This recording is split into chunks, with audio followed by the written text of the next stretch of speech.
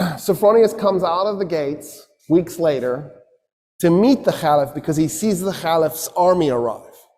And as he's approaching, he sees a man leading a camel at the front of the army. So for the record, the rich Arabs, the Arabs who were good soldiers, didn't usually ride camels. They usually rode horses, Arabians. And for those of you who don't know, Arabians are fast and agile, and they have crazy personality. And so they're perfect for warfare. Camels are a little bit clumsy and slow. They serve a purpose in warfare, but you're better off on an Arabian. In any case, the Arab army is being led by a man leading a camel with a man on the camel. So Sophronius, he's got a giant red hat, because he's also a cardinal, right? He's got gold tassels, actual gold, hanging from his hat. He's covered in gold jewelry. He's wearing red robes. He's covered in perfume. He's on a lectica. The lectica was the couch that the Romans would ride, and then they have like 4 or 8 men, depending on how big it is, carrying it. And then he has 2 men, one on each side, fanning him.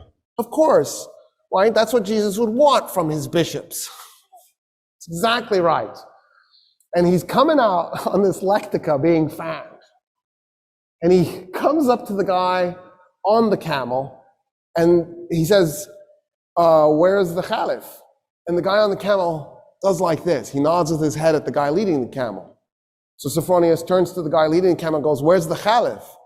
And the guy leading the camel says, I'm the Caliph. And Sophronius goes, dude, you're dressed in rags. The guy's pants were mended multiple times. His shirt was mended multiple times. And he goes, no, I'm the Caliph. And Sophronius goes, you've just conquered Iraq and Syria and all of Palestine minus Jerusalem. How is it you're so poor? And the Caliph goes, well, why would I collect wealth? We're not doing this war because I'm trying to plunder anything. I'm a humble man with humble needs. I just need good meal. And then Sophronius goes, why aren't you riding the camel? And Omar goes, that's my servant on the camel, and we take turns so that neither one of us gets exhausted. At this point, Sophronius is like, oh, what? Who just conquered us? What are these, Marxists? And so Sophronius gets off the lectica because he's shamed off of the thing. And he says, okay, I want to talk to you about our surrendering the city to you. And the Caliph says, I have an idea. Let's walk to the city, and I'll tell you what I was thinking the terms would be. So we'll start there. And Sophronius goes, yes, of course. And as they're walking, Umar ibn al-Khattab says, why don't we do this? All Roman politicians leave Jerusalem. You just go, if you're a politician. So if you're a top bureaucrat, an officer, and you can take anything you can carry. So you can take gold, as long as you can carry it. And Sophronius goes, okay. That's reasonable. That's actually more than reasonable. I just assumed you'd enslave them and take their gold. I don't see how anybody would be mad about that. And then what else? And the Caliph goes, oh no, I was thinking that's it. We don't do anything else. And Sophronius goes, wait a minute, I am really confused. So when us Romans capture a city, we enslave a segment, we plunder the city, probably a little bit too much raping too. We might even burn some of it, just for grins and giggles. And then we declare it to be ours. What about that? And Umar ibn al-Khattab goes, no, we're not going to do any of that. No plundering, no raping, no enslaving. We don't do that stuff. And then Sophronius goes, oh, but you're going to seize property in the city.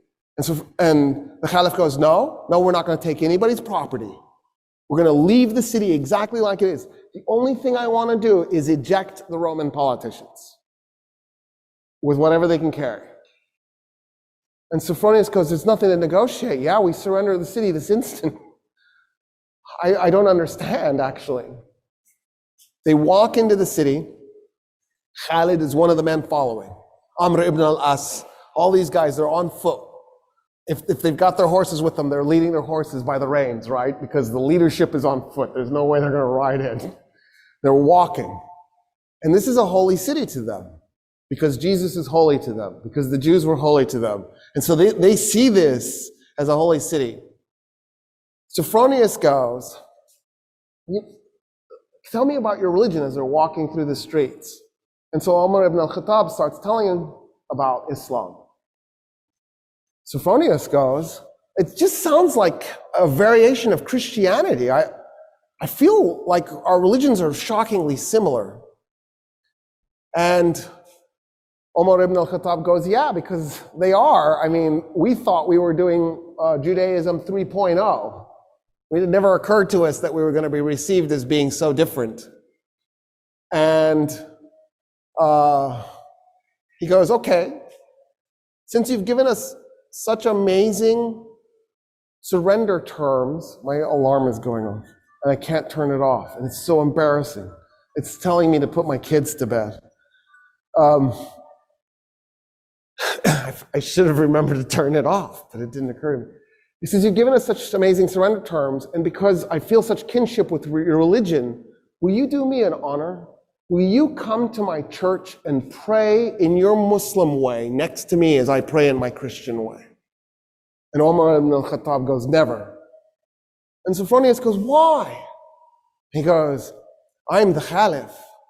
The first place I pray in Jerusalem is going to become a mosque. The Muslims will take it and they will create a place of worship for Muslims, and you will lose it.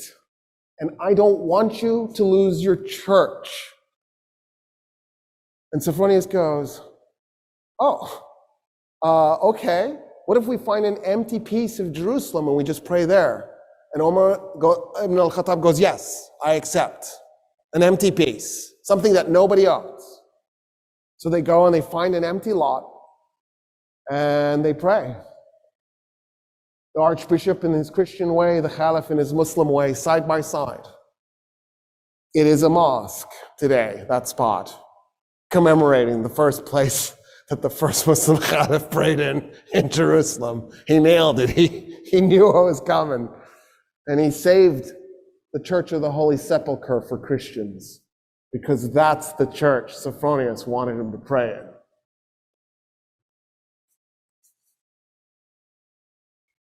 At that point, the Caliph says, I want to see the Temple Mount.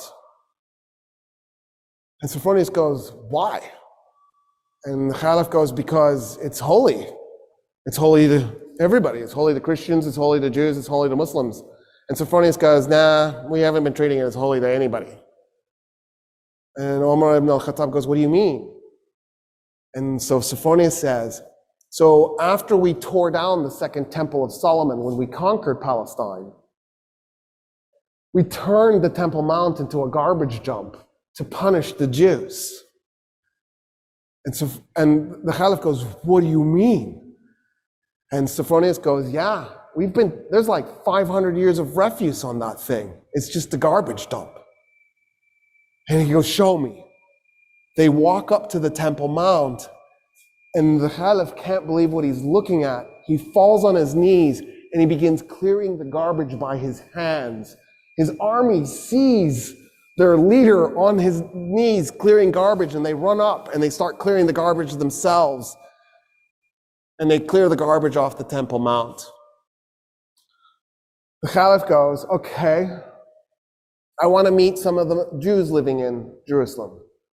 And Sophronius goes, there are no Jews in Jerusalem.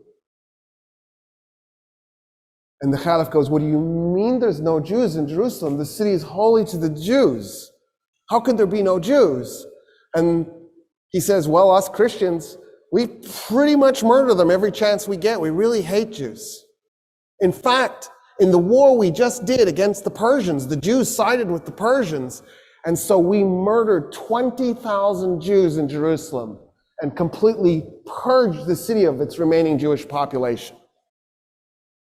And Umar ibn al-Khattab goes, no, this is wrong. You can't do this.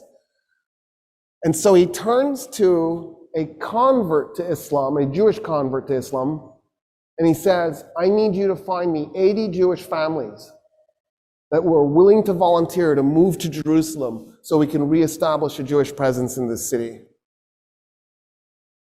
And that's how the Muslims conquered Jerusalem. And that's the stuff that's left out of your history books. Isn't that crazy? Because isn't that an amazing story?